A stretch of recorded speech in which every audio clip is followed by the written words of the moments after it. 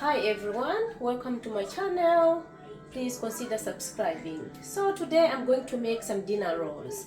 Now I've got everything ready with me. I've got some yeast and then butter, some sugar, some warm milk, some eggs, condensed milk, some baking powder, some vanilla extract, maple syrup, some all-purpose flour, and then I've got my salt. Now let's get started.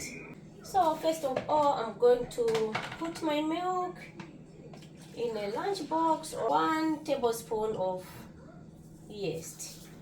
Now I'm going to leave this for 10 to 15 minutes just to activate the yeast. I'm going to cover it and then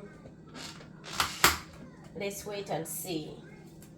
Okay, it's been 10 minutes. Now what I'm going to do now is I'm going to transfer this into a large bowl, and then I'm going to add some teaspoon of vanilla extract, 2 eggs, a tablespoon of maple syrup. So I melt my butter and then added the butter. Now I'm going to add the condensed milk. There you go. Now I'm going to use 2 cups of all-purpose flour. If it won't be enough, I'll add some more. Now I'm going to add some salt, some sugar, 1 tablespoon of baking powder. I'm still going to add some little bit more flour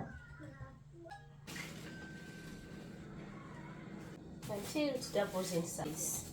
So as you can see, this thing has doubled in size. So it has to be very soft like that. There we go.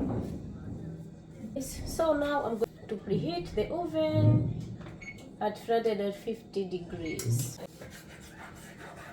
Okay guys, so this is how we do it.